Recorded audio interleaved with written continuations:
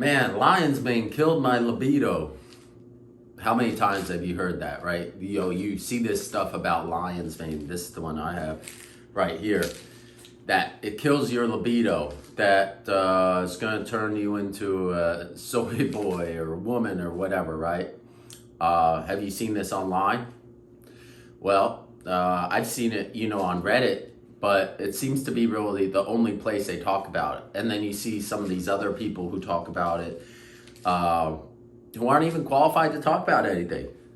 Like, go look at them. They're no doctors or anything like that. And they're saying, yeah, I don't know, they have funny fucking accents and shit. And they say it kills your libido because it decreases your DHT.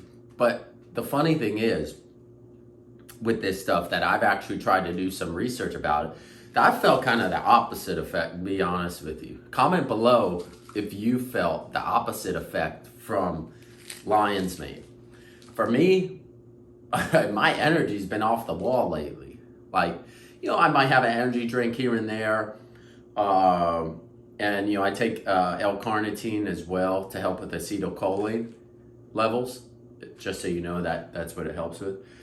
And it can help with attention. But I added lion's mane to my mix. Damn, man, I got a lot of energy from it. Like, a ton of energy. So, I've also noticed the libido has actually, picked up. Just want to have sex more. Want to watch porn more. Almost kind of how I was, when you're younger. You know what I mean? That same type of sexual energy and libido, if you will. So, the people out there who are like, oh, lion's mane kills your libido. I mean, there's no scientific study out there. There's none. So here's my thing when you believe something or don't believe something. Here's what you do. You go to pubmed.com, okay? Or it might be .gov or whatever. But just type in PubMed on Google and it will pop up, okay? Put in whatever you're searching for. Okay, whether you're searching for lion's mane, carnitine, whatever supplement you're looking for, put it in there, and then next to it, kind of whatever you're looking for it about. Maybe you're looking about, does it increase testosterone? Does it mess with libido? How about muscle mass? Things like that. And you can put these things in there, and you can find real studies done to see if that's true or not. And with lion's mane and the whole DHT thing that they talk about and lowering, there's no even real evidence done on humans to detect this. You know what I mean? Look up on PubMed. You don't even find any studies about lowered libido. You do find about cognitive function and increases that way, but you don't find anything about libido. And I think some of the shit on the internet is just so... There's no studies. It's just oh, well, I take this supplement and I have no libido. But do you know that's why you have no libido? Maybe you don't even have a girlfriend in the first place, right? Maybe if you're the other way, maybe you don't even have a boyfriend, right? At the end of the day, I think there's so much more that goes into it when somebody says, oh, this kills your libido because of this, right?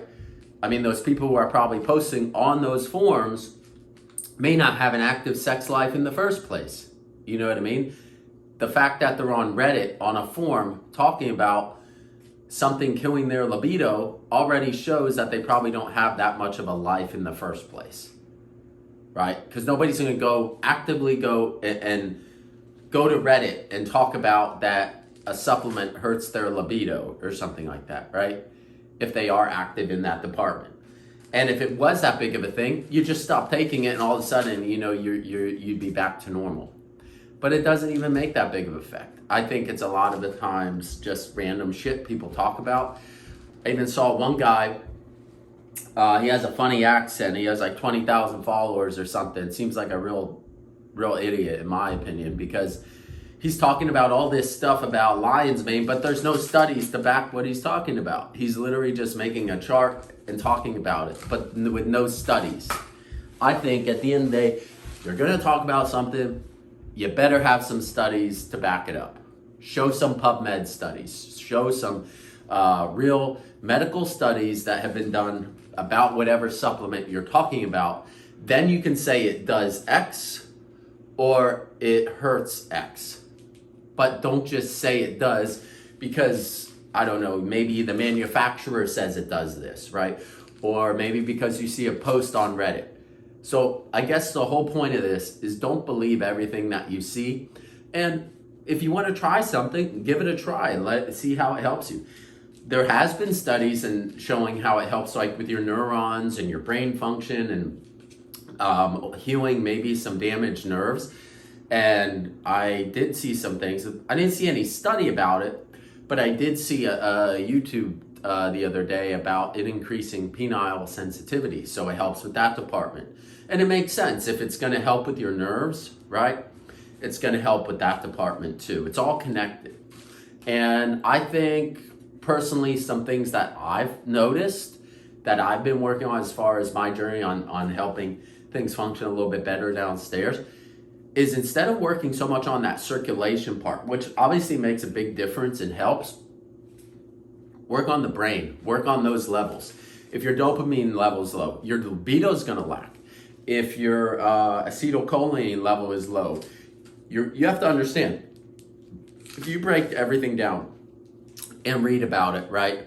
And read about what neurotransmitters are responsible for what things during sex, right? You need dopamine, because that's your motivation, that makes you feel good, that's like your interest neurotransmitter, right?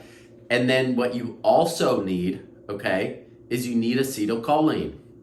You cannot be, if you look up the definition and stuff like that, if you don't have enough acetylcholine, okay, in your diet, right, or things that produce acetylcholine, you can't get aroused, right? So when people have, let's just say, issues downstairs, right, and they go for a fix, right? Maybe they'll go with Viagra, Cialis, things like that. Those are just little band-aids because all it does is it's a PD5E inhibitor. So we naturally have an inhibitor to our dick so we don't get a boner every time we walk. We'll just walk around everywhere. That's the PD5E inhibitor, right?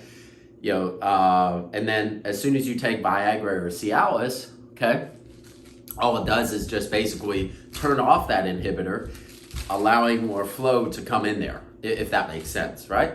And then that's why it's a fix for everybody and it works, right? Because you're just fixing that part of the problem, but you're not fixing the other part, right? So if our acetylcholine levels are low or dopamine levels are low, we're not gonna be able to get that arousal. Once you get that arousal, that's gonna send the blood flow and the circulation to where it needs to go and things will work right, okay?